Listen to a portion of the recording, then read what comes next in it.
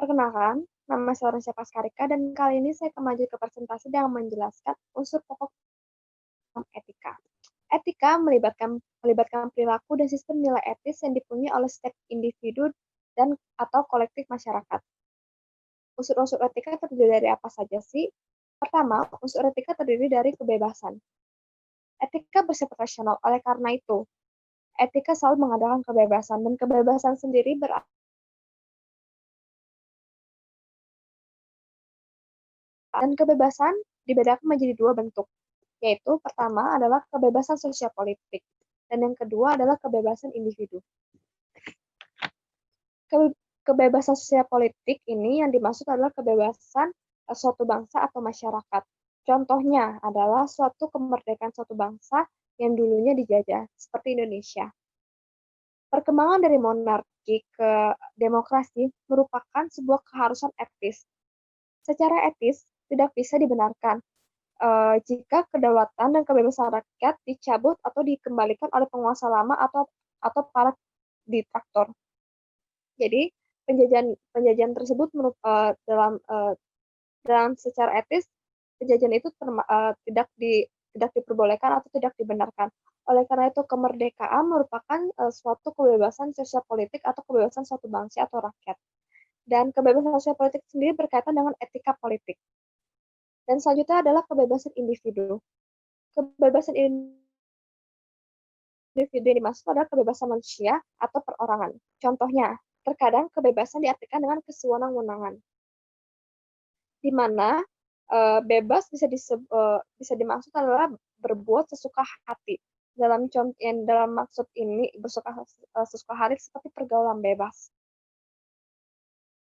di mana kebebasan disamakan dengan merasa bebas atau dilepaskan dari semua ikatan sosial atau moral. Dan unsur etika yang kedua adalah tanggung jawab. Kebebasan diberikan kepada seseorang atau masyarakat yang mau bertanggung jawab. Kebebasan adalah syarat utama dan mutlak untuk bertanggung jawab. Tanggung jawab adalah kemampuan individu untuk menjawab segala pertanyaan yang mungkin timbul dari segala perbuatan atau tindakan. Orang bertanggung jawab akan segala uh, orang bertanggung jawab akan segala sesuatu yang disebabkannya. Jadi, kenapa tanggung jawab termasuk dalam unsur etika adalah karena setiap tindakan yang dilakukan itu harus ada pertanggungjawabannya. Karena setiap yang dilakukan manusia itu akan muncul sebabnya, dan sebab itulah yang akan dipertanggungjawabkan atau dipertanyakan.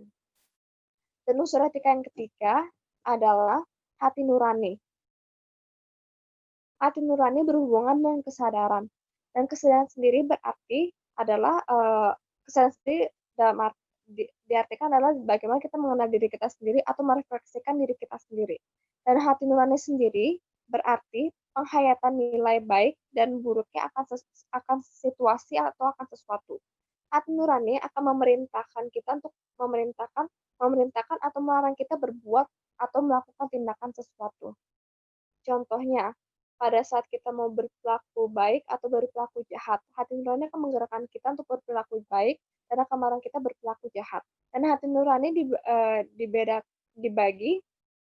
dibedakan menjadi dua, yaitu hati nurani bersifat retrospektif dan prospektif, dan hati nurani bersifat personal dan adipersonal.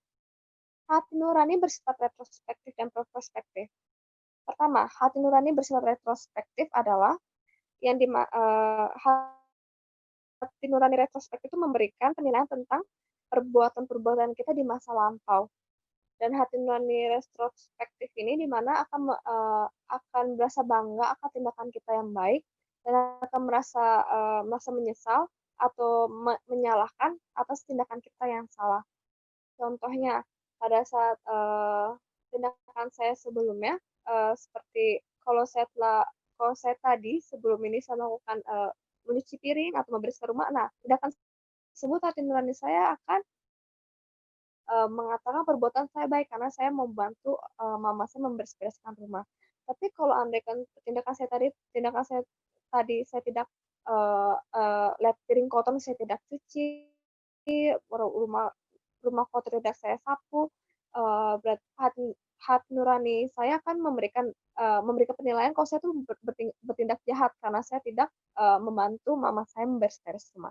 Sedangkan hati nurani prospektif sendiri kebalikan dengan, hati nurani retrospektif, di mana yang dimaksud dengan hati nurani prospektif adalah hati nurani yang memberikan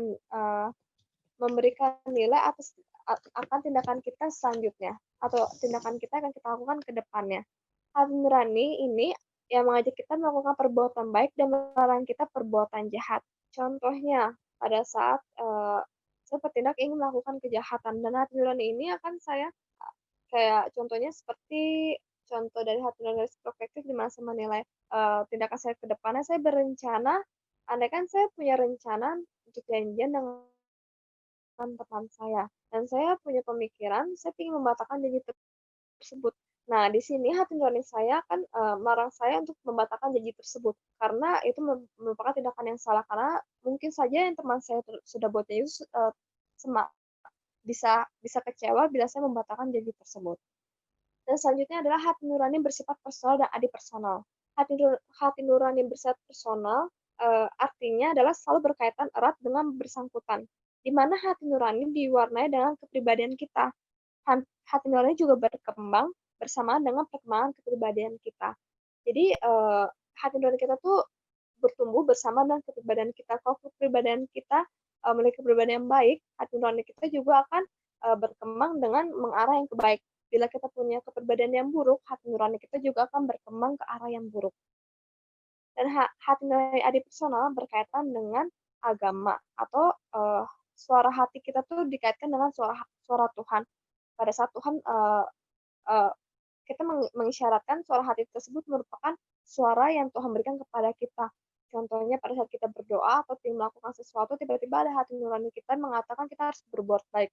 Itu semua kita akan mengartikan kalau, suara tersebut merupakan suara Tuhan, di mana kita harus, mengikuti apa yang Tuhan suruh atas tindakan kita.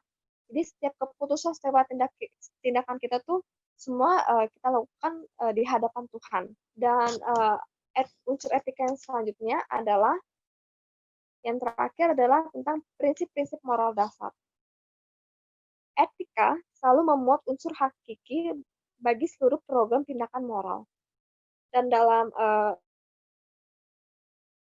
dan dalam prinsip kesadaran moral terdapat 3 prinsip kesadaran moral, yaitu adalah prinsip bersikap baik, keadilan dan hormat kepada diri sendiri dan orang lain.